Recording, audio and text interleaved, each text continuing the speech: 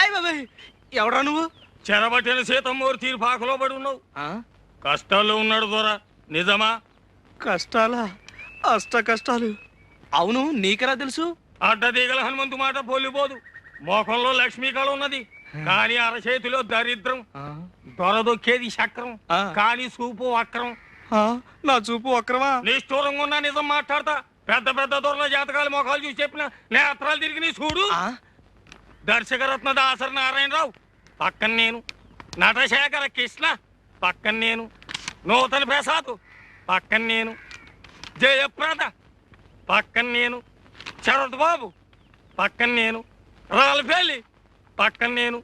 రాజకీయ నాయకుల సీట్ల సంగతి ఏంది, సినిమా నాయకుల కాల్ సీట్ల సంగతి ఏంది మొఖం చూసి చెప్తా. 100 నోటు ఉందా? 100? 100 కుర్రో 100 కనకం చేస్తావు.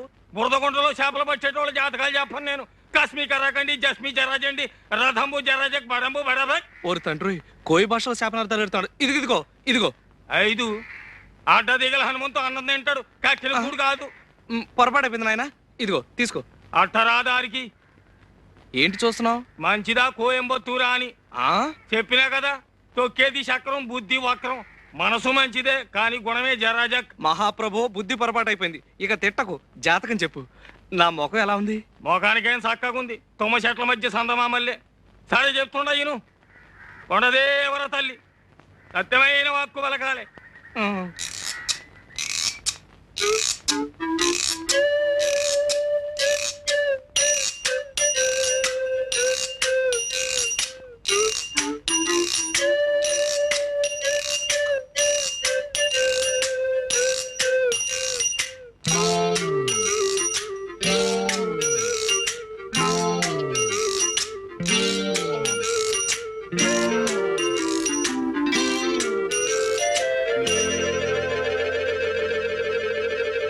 మంచి పెట్టనబొట్టు. పెట్టంటే కన్య, కానీ ఆ పెట్టకు కుడితోడ మీద కుంకుడు కిందంత పుట్టుమచ్చ ఉండాలి. దొరికిందో నీ చక్రం తిరిగిందే. ఇక నువ్వు కానీ ఈ ఊళ్ళో ఏ పిల్లకుందని వెతకను? ఒడుపుని ఏ చెప్తా ఇనుకో. ఆడోళ్ళలో 4 జాతులు ఉన్నాయి, పద్మిని, హస్తిని, చిత్తిని, శంఖిని. అందులో పద్మిని జాతి పెట్టనబొట్టు. దాని చూపు తీరే ఏరుంటది. పెద్ద పెద్ద కళ్ళుంటాయి, చక్కటి పళ్ళుంటాయి, ఒళ్ళు తెల్లగుంటది, మనసు జిల్లుగుంటది. దొరికిందో నీ సుడి తిరిగిందే. నువ్వు భూమి మీద ఉండవు, విమానంలో పోతావు. నువ్వు పట్టిందల్లా బంగారం అవుద్ది, ముట్టిందల్లా ముత్యం అవుద్ది. కానీ పుట్టు మచ్చ ఉండాలి, లేదా మసైపోతావు. మరి చిక్కిందో నువ్వు లక్షాధికారివే. మహారాజు యోగం ఉన్నది నీకు.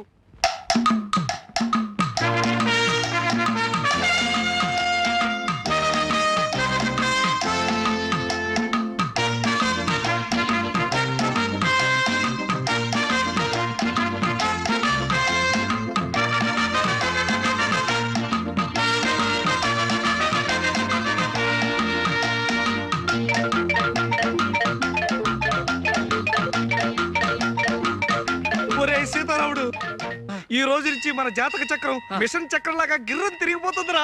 ముందర నా కళ్ళు తిరుగుతున్నాయి. విషయం చెప్పుకురు. చెబుతాను రా.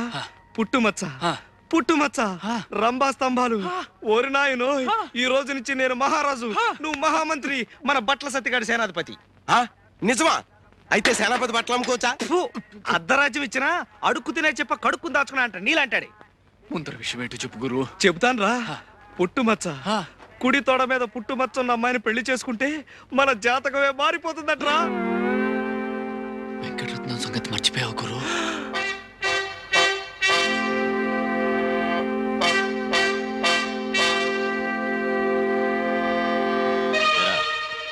ఈ జట్కా సీనుగాడు తీసుకొచ్చిన సాక్ష్యాల దృష్ట్యా ఆ పిల్ల మీద చేయేసావని మరి ఇప్పుడు తేలింది. ఒప్పుకుంటావా? బాబు అమ్మో, ఆడపిల్ల గాలి సోకితేనే ఊపిరి తీసేస్తాడే. అలాంటిది పుట్టుమచ్చ కోసం ఆడపిల్లలు వెతికితే బతకనిస్తాడా? అవును. నోరు ముయ్యరా. ఇదిగో సుందరం, వెంకటరత్నం జైలు నుంచి రావడానికి ఇంకా 2 నెలలు టైం ఉంది. ఈ లోపున మచ్చన్న పిల్లని ఎతికి పెళ్లి చేసేసుకో. ఏడ్చావు. ఆ వెంకటరత్నం గారు జైల్లో ఉంటేనే వాడి శిష్యుడు సీనుగాడు పోలీస్ కుక్కలా ఈ ఊళ్ళో తిరుగుతూనే ఉంటాడు. ఆడి సంగతి నాకు వదిలే. ఆ సీనుగాడు నేను 2వ క్లాస్ 4 ఏళ్ళు కలిసి చదువుకున్నాం. ఆడు మనకి ఫ్రెండే కదా. అలాగా? అయితే ఓ సరుతు ఏమిటి? నువ్వు మన కాంట్రాక్ట్ ఒప్పుకోవాలి. ఒప్పేసుకో గురు. ఒప్పుకోక సస్తామా? ఆ. వసుదేవుడు అంత తోడే బట్టల సత్యంగాడు కాళ్ళు పట్టుకోవాల్సి వచ్చింది. అవును. అయితే నేను గాడిదినా? చచ్చా, బట్టలు మోస్తున్నావు కనుక సరదా కల అన్నాడు. సరదాకా ఎవరికైనా సవటకి చెప్పరా? సర్లే, అవసరం నాది. ఒరే అబ్బాయి సుందరం, నేను జాకెట్ కొట్టిస్తాను, అది ఆ పిచ్చి సుందరికి. అదేనయ్యా ఆ వెంకటరత్నం సెల్లుడు ఏనుగు పిచ్చి సుందరికి ఓ మాంచి జాకెట్ ఒకటి కుట్టామనుకో, అది తొడుక్కొని ఏనుగు పిల్లల ఊరంతా తిరిగేస్తుంది. దాంతో మనకు మాంచి అడ్వర్టైజ్మెంట్ వచ్చేస్తుంది. అంటే ఇటు నా గుడ్డలకి అటు నీ కుట్టు పనికి మాంచి ప్రసారం వచ్చేసి ఊరు జనం అంతా వచ్చేసి మన మీద పడిపోతారు. అంటే అర్థమేటన్నమాట, దాని పిచ్చిని కూడా మనం వ్యాపారంలో ఉపయోగించుకుంటున్నాం అన్నమాట. అర్థమైందా? సుందరం, ఈ రైక ఎంత బాగుందో, కాస్త వదులైంది. ఆ మాత్రం వదులుండాలి, పెరిగే వయసేగా. ఈ జాకెట్లో నువ్వు అచ్చం సినిమా స్టార్లా ఉన్నావు. నిజమే, అంతా అంటున్నారు. ఇట్లాంటి జాకెట్ 4 కుట్టి పెట్టవు?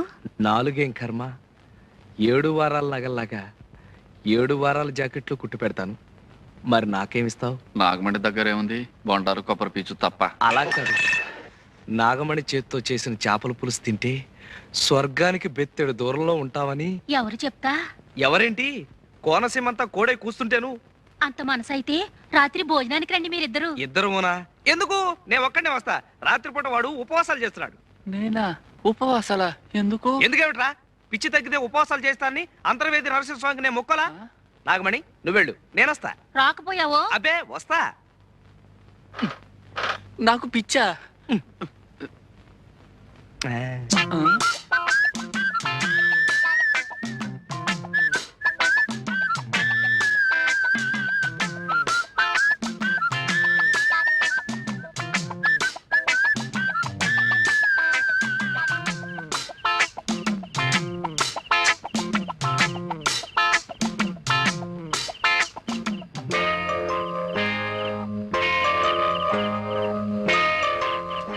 చంద్రుడి కోసం ఈ కలువు పువ్వు, చెమజచ్చ కోసం నేను.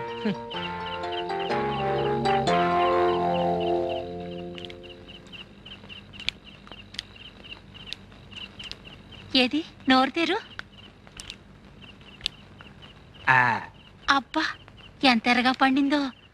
అంటే నీకు పెళ్ళాం మీద ప్రేమ ఎక్కువ అన్నమాట. నీ నాలుగు కూడా ఎర్రబడింది అంటే నీకు కూడా మొగుడు మీద. చి, ఓ సుందరం. ఇప్పుడు నాలుకే కాదు, బుగ్గలు కూడా ఎర్రబడ్డాయి. అది సరే, ఇప్పుడు నీకెన్నేళ్ళు? పోను నేను చెప్పనా, 19. అట్ట కనిపిస్తున్నానా? అసలు ఈ గౌన్ వేసుకున్నావు అంటే 12. కవునా? నైట్ గౌను విదేశాల్లో దొరసానములు వేసుకుంటారు. అయితే రేపు సంతకేసుకెళ్ళిపోనా? సంతకా? అమ్మో సంతక, జనాలంతా పడి చేస్తారు. ఇది పడుకోబోయేటప్పుడు వేసుకోవాలి, అప్పుడు బోల్డ్ అని ఇంగ్లీష్ కళ్ళొస్తాయి. అసలు ఇంగ్లీష్ సినిమాల్లో ఎలిజబెత్ అని ఒక యాక్టర్ ఉండేది. అలాగా? అది వేసుకున్న గౌన్ చూసి జనాలంతా ఎర్రెత్తిపోయేవాళ్ళంట. ఆ? అది యాక్ట్ చేసిన సినిమాలు ఏడాది కొద్దీ ఆడేసాయి.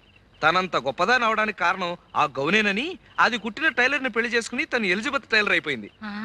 సరిపోయిందో లేదో చూసుకో. ఆ. పోనీ నన్ను తొడగమంటావా? ఛీ, సిగ్గు లేకపోతే సరి.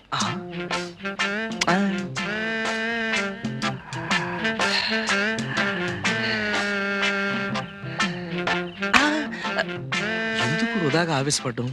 ఎలాగూ పల్చన గౌను వేసుకుని బయటకు వస్తుందిగా, అప్పుడు పుట్టుబచ్చ చూసేయచ్చు.